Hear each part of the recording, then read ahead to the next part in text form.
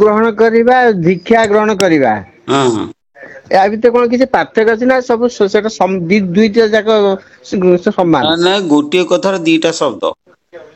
ଓ ଗୋଟିଏ କଥାରେ ଦୁଇଟା ଶବ୍ଦ। ଆଜ୍ଞା ତାର ଗୁରୁ ଗ୍ରହଣ କରିବାକୁ ହେଲେ ଗୋଟେ ତାର କିଛି ଅଛି ତାର ବିଧି ବିଧାନ ନିୟମ କାନୁନ କିଛି ଅଛି? ସବୁଥିରେ ନିୟମ ଅଛି, ପ୍ରତ୍ୟେକ କଥାରେ ହିଁ ନିୟମ ଅଛି। ଯୋଉ ଆଜ୍ଞା କାର୍ଯ୍ୟ କରିବ ତାର ଗୋଟେ ବିଧି ବିଧାନ ନାହିଁ। ଗୋଟେ ଠାକୁର ଆଜ୍ଞା ପୂଜା କରିବ ଆଜ୍ଞା ତାର ଗୋଟେ ନିୟମ ଅଛି।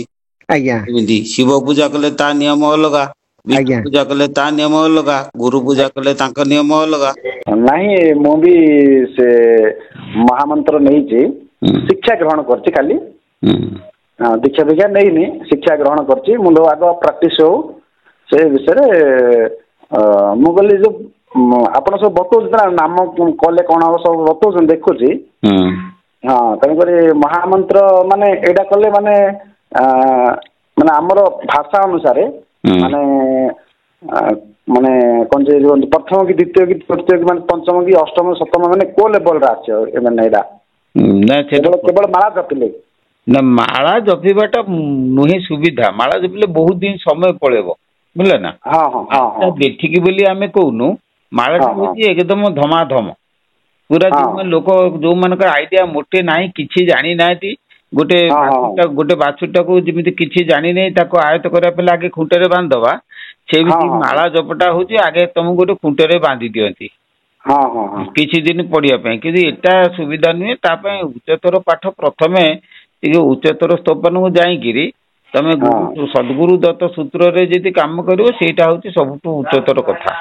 ହଁ ଅତି ନା ମତେ ସହଜ ବି ସରଳ ସବୁ ମାନେ ମୁଁ ଦୀକ୍ଷା ଗ୍ରହଣ କରିନି ଆହୁରି। ହଁ ଦୀକ୍ଷା ଗ୍ରହଣ କଲେ ସିଏ କହିଲେ ତୁ ଅଭ୍ୟାସ କରେ, ଅଭ୍ୟାସ କଲା ପରେ ବର୍ଷ 2 ବର୍ଷ ପରେ ଦୀକ୍ଷା ଗ୍ରହଣ କରିବୁ। ତାମାନେ ବହୁତ ଡେରି। ହଁ ସେ ବର୍ଷେ ପର୍ଯ୍ୟନ୍ତ ଅପେକ୍ଷା କର, ଯଦି ପାରିବ କର, କିଛି ମନା ନାହିଁ। କାହିଁକି ନା ତାଙ୍କେ କହିଲେ ତୁ ସଂସାର ଭିତରେ ଅଛୁ, ଭୁଲ ଭାଲ କରିବୁ, ତୁଳସୀ ମାଳା ଗଳେଇବା ଭିତରେ ଭୁଲ ଭାଲ କରୁ, ଯେକୌଣସି ଅଛି ନା। ନା ସେ ମାର୍ଗଟା ଶୁଣ, ସିଏ ହଉଛି ବିକାରୀ ମାର୍ଗ। ହଁ ହଁ ବିଧି ହଁ ନିଷେଧ ଅଛି, ତୁଳସୀ କରିବ, ଏମିତି କରିବ, ସେମିତି କରିବ। ଆମର ହେଲା ଅବଧୂତ, ଆମର ସେଗୁଡାକ ନୁହେଁ। ଆଚ୍ଛା ଆଚ୍ଛା ଆମର ତମେ ସବୁ ଖାଅ, ସବୁ କର, ସବୁ ଧର, ହେଲା। ହଁ ହଁ କିନ୍ତୁ ତମେ ମନସୂତ୍ରଟାକୁ ଯଦି ଧରିଥିବ ଉପରକୁ ପଳେଇବ। ଏଇଟା ଯଦି ଏତେ ସହଜ, ତାହେଲେ କଣ ଦରକାର ସେ ମାଳା ଜପ କରିମି, ତୁଳସୀ କାଠି ପକେଇମି, ସେ ପିଆଜ ଖାଇବିନି, ରସୁଣ ଖାଇବିନି, ଏଗୁଡାକ ସବୁ କରିବା ଦ୍ଵାରା ଆମର ହଁ ସେ ବିଧି ନିଷେଧ ଯଦି କରିପାରିବ କର, କିନ୍ତୁ ଏ ସୁବିଧା ନୁହେଁ ସଂସାର ଲୋକଙ୍କ ପାଇଁ। ହୁଁ ହୁଁ ସିଏ ତାର ଯିଏ ତାର ମଠ ବାଟରେ ବସିଲା, ତାର ଚଲେଇଲା କଲା, ସେଇଟା ଭଲ। ଅରୁଆ ଆଜ୍ଞା ଅନ୍ନ ଡାଲମା ଖାଇଲା। କିନ୍ତୁ ଆମର ତ ବିଭିନ୍ନ ପ୍ରକାର କାମ ଅଛି, ଆଉ ଆମେ ବିଭିନ୍ନ ପ୍ରକାର କର୍ମ ଜଞ୍ଜାଳ ମିଶିଛନ୍ତି, ତାକୁ କରିବା ପାଇଁ ସମୟ କାହିଁ? ନାଇଁ ମୋ ସାଂସାରିକ ଭିତରେ ହିଁ ଅଛି, ମୁଁ ସେଇ କଥା। କିନ୍ତୁ ମୁଁ ବି ମ୍ୟାରେଜ କରିନି ଆଜ୍ଞା। ନା ବିବାହ କରିନି। ବାସ୍ ଇଚ୍ଛା ଗୋଟେ ଅଛି, ଦେଖାଯାଉ ଈଶ୍ୱରଙ୍କର ଯାହା ଇଚ୍ଛା ବି। ତାଙ୍କର କୃପା ନହେଲେ ତ ବିନା କିଛି କାମ ହୁଏନି। ହଁ ନାଇଁ ଆଉ ନିଜର ଇଚ୍ଛା ସେ ବିକାରୀ ମାର୍ଗଟା ସବୁ ସାପେକ୍ଷ, ବୁଝିଲ। ହଁ ମାନେ ସେଥିରେ ମାର୍କ ମିଳିବନି ସେଥିରେ। ନା ଆମ ଗୁରୁ କହିଲେ ଶୁଣ, ଠକ ଠକ ହଁ କରି ମାଳା ଠକି ଯିବୁ ରେ ମନ, ଠକ ଗୁରୁ ଠକି ଦେଲେ ଠିକି ଯିବୁ ରେ।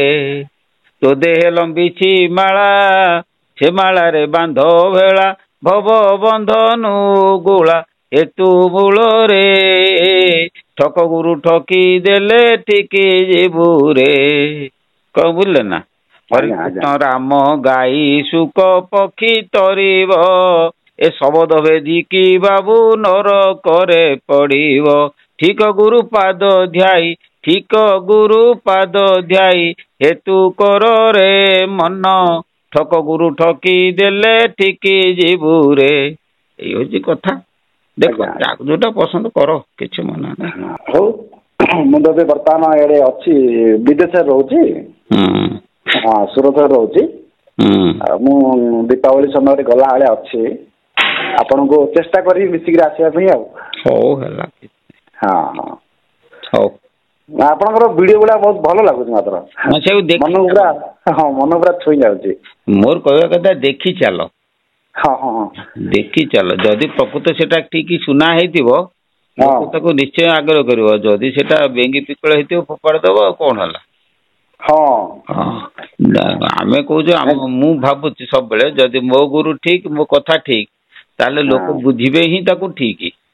ଆଉ ଓଡିଶା ସାରା ଲୋକ ବି ଫୋନ କରୁନାହାନ୍ତି କି? ସମସ୍ତେ କହୁଛନ୍ତି ନାଇଁ ବାବା ଆମ ଗୁରୁ ଯାହା କହିଛନ୍ତି ଆପଣ ସେଇଆ କହିଛନ୍ତି, ଆପଣ କେବେ ଅଲଗା କଥା କହିନାହାନ୍ତି, ସମସ୍ତେ କହୁଛନ୍ତି। ଏଇଆ କଣ ତାକୁ ଗୁରୁମାନେ ଯୋଉ କଥାକୁ କହୁଛନ୍ତି ବୁଝେଇ ପାରୁନାହାନ୍ତି, ମୁଁ ତାକୁ ଅତି ସରଳ କରିକିରି ଲୋକମାନଙ୍କ ପାଖରେ ପହଞ୍ଚଉଛି। ଏମିତି କଥା।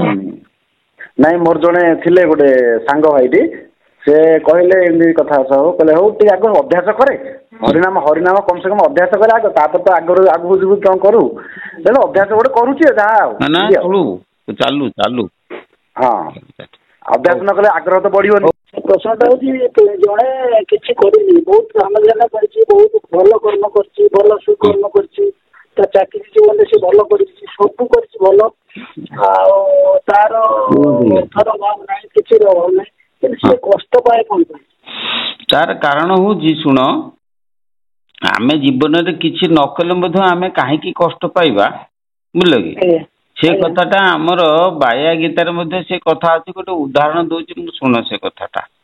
ଉଦାହରଣ ହଉଛି ଯେ ଜଣେ ସାଧୁ ସିଏ ତାଙ୍କର ସାଧନା କରିକି ଭକ୍ତ ଜଣେ ଭଜନ କୀର୍ତ୍ତନ କରିକା ସିଏ ତାଙ୍କର ଚାଲି ଚାଲିକା ଯାଉଛନ୍ତି ପୁରୀ। ଯଦି ପୁରୀକି ଯାଉଛନ୍ତି ଗଲା ବେଳକୁ ବାଟରେ ରାତି ହେଇଗଲା। ଯଦି ରାତି ହେଇଗଲା ସିଏ ଯାଇକି ଗୋଟେ ଲୋକର ଦୁଆରେ ସିଏ କଣ କଲେ ନା ବସିକି ରହିଲେ। ସେଇ ଲୋକରେ ସ୍ୱାମୀ ସ୍ତ୍ରୀ 2 ଜଣ, ଆଉ ତାଙ୍କର କେହି ପିଲାପିଲି ନାହାନ୍ତି। ଆଚ୍ଛା, ସାଧୁଟି ଦେଖିବା ପାଇଁ ଭାରି ସୁନ୍ଦର। ସେଇ ଯୋଉ ସ୍ତ୍ରୀ ଲୋକଟା ଯେ ଥିଲେ ସେ ଘରେ, ସିଏ ତାକୁ କଣ କଲା ନା ତାକୁ ମାନେ କାମନା ଆଶାରେ ତାକୁ କଣ କଲା ନା ଘରକୁ ଡାକିଲା। ଯଦି ଡାକିଲା ସାଧୁ ସହିତ କହିଲା ଆରେ ତୁ ତା ତ ଗୋଟେ କଳଙ୍କିନି, ତୋ ସ୍ୱାମୀ ତ ଘରେ ଅଛି, ତୁ ମତେ କୋଉ ବାଟେ ଡାକୁଛୁ? ତେଣୁ ଏଇଆ କହିକି ସିଏ କଣ କଲା ନା ସେଠୁ ଉଠିକି ଚାଲିଲା। ଯେତେବେଳେ ଉଠିକି ଚାଲିଲା ଏଇ ସ୍ତ୍ରୀ ଲୋକଟି ସେଠି ସଙ୍ଗେ ସଙ୍ଗେ ଚିତ୍କାର କଲା। ଯେମିତି ଚିତ୍କାର କଲା ଗାଁ ଲୋକ ଆସି ଦୌଡ଼ି ଆସିଲେ। ଦୌଡ଼ି ଆସିଲା କଣ ହେଇଛି ନା ଏଇ ସାଧୁ ଜଣକ ମୋର ଇଜ୍ଜତ ନଉଥିଲା, ମିଛରେ ହେନେ କହିଲା। ଯେତେବେଳେ ସେଠୁ ସାଧୁକୁ ବାନ୍ଧି ପକେଇଲେ। ବାନ୍ଧି ପକେଇ ସାରିଲା ପରେ ସେଠୁ ସେ ଗାଁରେ ବିଚାର ହେଲା ଯେ ଇଏ ଯୋଉ ହାତରେ ତତେ ଟଣା ଉଟରା କରୁଥିଲା ସେ ହାତ 2ଟା ତାର କାଟି ଦିଆଯାଉ। ତେଣୁ ହାତ 2ଟାକୁ କାଟିଦେଲେ। କାଟି ଦେଇ ସାରିଲା ପରେ ସାଧୁ ତାର ଚାଲିଛି। ଗଲା ପରେ ଚିନ୍ତା କରୁଛି, କହିଲା ମୁଁ ତ କୌଣସି ଅପରାଧ କରିନି, ତେଣୁ ମୋ ହାତ 2ଟାକୁ ପ୍ରଭୁ କାଟିଲୁ କାହିଁକି? ତୋର ଇଏ କି ଅନ୍ୟାୟ କଥା। ତେଣୁ ଯଦି ତୁ ମୋ ପ୍ରତି ତୁ ଅନ୍ୟାୟ କଲୁ ତାହେଲେ ମୋର ଆଉ ଜୀବନ ରଖିବା ଦରକାର ନାହିଁ, ମୁଁ ଯାଉଛି ଜୀବନ ହାରିଦେବି ହେଲା। ତେଣୁ ଏହା କହିକି ଯେତେବେଳେ ସେ ଯାଉଛି ଗୋଟେ ପୋଖରୀକି ଜୀବନ ହାରିବା ପାଇଁ, ପ୍ରଭୁଙ୍କର ଆବିର୍ଭାବ ହେଲା। ପ୍ରଭୁ କହିଲେ, ପ୍ରଭୁ କଣ କହିଲେ ନା ପ୍ରଭୁ କହିଲେ ଯେ ଶୁଣୁ ମୁଁ ତତେ କହୁଛି କଣ ନା ତୁ ପୂର୍ବ ଜନ୍ମରେ ଜଣେ ଭକ୍ତ ଥିଲୁ ହେଲା। ତୁ ତୋର ସେଇଠି ପୂର୍ବ ଜନ୍ମରେ ସାଧନା କରୁଥିଲୁ। ଏ ସ୍ତ୍ରୀ ଲୋକଟା ହଉଛି ଗୋଟେ ଗାଈ, ପୂର୍ବ ଜନ୍ମରେ ଥିଲା। ତା ସ୍ୱାମୀ ହଉଛି ଗୋଟେ କଂସେଇ ଯିଏ ଗାଈ କାଟେ। ତେଣୁ ତୁ ଯେତେବେଳେ ବସିଛୁ ଧ୍ୟାନରେ, ଗାଈଟା ସେଇ ବାଟେ ଚାଲିଗଲା। କଂସେଇ ତତେ ପଚାରିଲା, କହିଲା ଆଜ୍ଞା ଗାଈଟା ଦେଖିଛନ୍ତି କି? ତୁ ତ ଧ୍ୟାନ କରୁଥିଲୁ, ତୁ ହାତରେ ଠାରିଦେଲୁ, ଗାଈଟା ସିଆଡେ ଯାଇଛି। ତେଣୁ ତୁ ଯୋଉ ଅପରାଧ କରିଥିଲୁ, ହାତରେ ଠାରି ଦେଇଥିଲୁ ଗାଈଟାକୁ, ସେଇ ଅପରାଧ ଦୋଷରୁ ସେ ଗାଈଟି ହଉଛି ସ୍ତ୍ରୀ ଲୋକ, ଆଉ କଂସେଇଟି ହଉଛି ତା ସ୍ୱାମୀ। ତେଣୁ ସେ ସ୍ତ୍ରୀ ଲୋକ ଯେତେବେଳେ ଗାଈ ରୁ ସ୍ତ୍ରୀ ଲୋକ ହେଇଛି, ତୁ ତାକୁ ଯୋଉ ହାତରେ ଠାରି ଦେଇକି ଯୋଉ ଅପରାଧ କରିଥିଲୁ 2 ଦେଶ ଗାଈଟାକୁ ମାରିବା ପାଇଁ, ସେଇ ସ୍ତ୍ରୀ ଲୋକ କଣ କଲା ନା ଏ ଜନ୍ମରେ ସେଇ ଅପରାଧର ପ୍ରତିଶୋଧ ନେଲା, ଯୋଉଥିରେ କି ତୋ ହାତଟା କଟାଗଲା। ତେଣୁ ତୁ ଏ ଜନ୍ମରେ କିଛି ଦୋଷ କରିନୁ, ହେଲେ କଣ ପୂର୍ବ ଜନ୍ମର କର୍ମ ଫଳରୁ ତୋ ହାତ 2ଟା କଟାଗଲା।